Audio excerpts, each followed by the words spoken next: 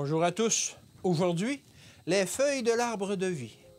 Au milieu de la place de la ville et sur les deux bords du fleuve, il y avait un arbre de vie, produisant 12 fois des fruits, rendant son fruit chaque mois et dont les feuilles servaient à la guérison des nations.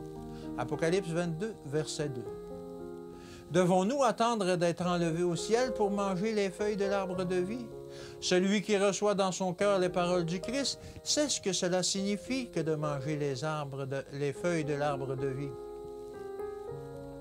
La connaissance qui vient de Dieu est le pain de vie. Ce sont les feuilles de l'arbre de vie qui sont pour la guérison des nations. Le courant de vie spirituelle s'empare de l'âme quand les paroles du Christ sont crues et mises en pratique. C'est ainsi que nous devenons un avec le Christ. Une expérience faible et débile devient forte. C'est la vie éternelle pour nous si nous retenons fermement jusqu'à la fin l'assurance que nous avions au commencement. Toute vérité doit être accueillie comme la vie de Jésus. La vérité nous débarrasse de toute impureté et prépare l'âme à la présence de Christ. Christ en nous, l'espérance de la gloire. Il est essentiel que ceux qui promettent d'observer les commandements de Dieu possèdent une connaissance intelligente des Écritures. C'est ainsi que nous apprenons à renoncer à notre moi et à être strictement honnêtes envers Dieu dans l'emploi de ses biens. C'est afin que nous puissions comprendre la volonté divine que Dieu nous a donné la Bible. Nous ne pouvons obéir à ses commandements avant de savoir ce que sont ses commandements. Les parents n'ont pas d'excuse s'ils manquent de comprendre clairement la volonté de Dieu afin d'obéir aux lois de son royaume. C'est le seul moyen pour eux de conduire leur enfant au ciel. Mes frères, mes sœurs, il est de votre devoir de comprendre les exigences de Dieu.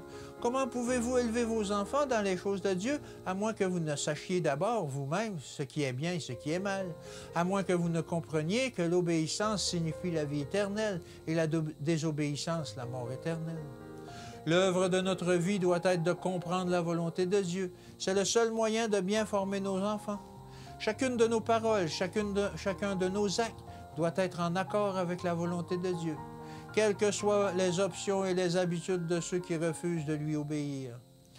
La loi de l'Éternel est parfaite, elle restaure l'âme. Psaume 19, verset 8. Le Seigneur n'a rien retenu qui soit nécessaire à l'entendement de ses enfants.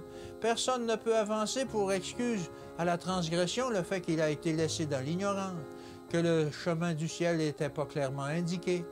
Nous ne sommes pas livrés à nous-mêmes pour servir Dieu d'une manière vague et incertaine.